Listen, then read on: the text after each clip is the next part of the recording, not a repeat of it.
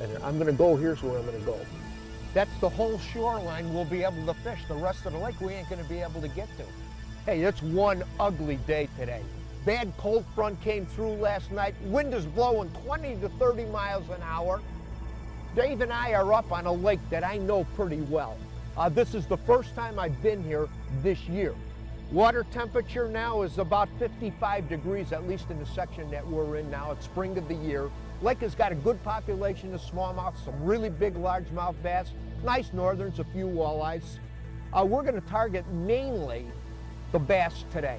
Wind is going to be a real factor to deal with. We got nothing else to do. We had some coffee in the morning. We killed enough time. We got no choices. We're going fishing. It's 10 o'clock right now. We're going to fish till supper time and make the best, I guess, of what you call a bad situation. We drove too far. We're going, man. I want to work this area. I'm going to hold right near the tip of this log here because we're where there's some fish. Got there. That's a good one, Al. Yeah.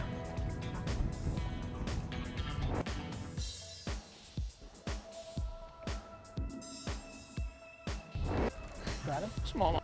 Nice one. On the husky jerk. I mean, on the extra F. Well, that fish was right on shore, wasn't he? Yeah, he was up there soaking up the sun that's pounding down on those rocks.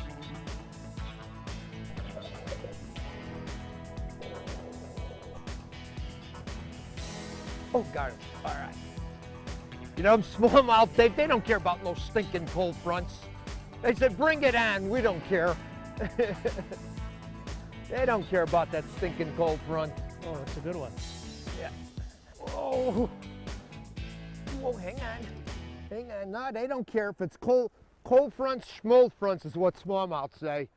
You know, given the conditions early in the year, bad front that come through, I said the first place we're going to go, or the first thing we're going to do is, oh boy, is go after the smallies. And the first spot, I got to get on that troll. I'm blowing so fast, Dave.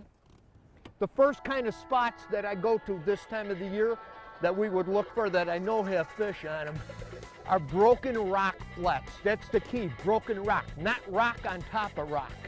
Big individual boulders with areas of sand or gravel in between them. These are the best kinds of flats this time of the year. My first choice of spots, and these flats could be anywhere from the ones that we're fishing on this lake are about 5 to 7 feet of water. Bass may be bass, but largemouths are definitely different critters than smallmouths. Largemouths are not only more severely affected by spring cold fronts, but they tend to live in different portions of the lake than their bronzeback cousins. Where both species live in the same body of water, smallies typically inhabit the sandier and rockier open areas rimming the main basin.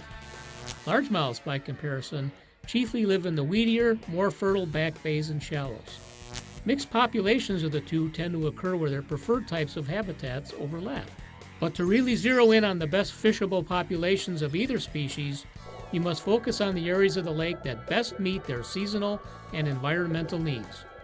And to catch both, you must be versatile enough to fish both kinds of areas and to match your tactics according to their depth, location, and prevailing mood. On the tube that was not as good of a producer this morning on the smallmouths, but it's probably more appropriate for catching some largemouths right now. Come on, girl. There we go. Oh yeah, that's a good bass. That's a good start. That's a good one. We're fringing into the largemouth zone here. Probably the farther and farther we go back into the shallows, the more of these guys we're going to find.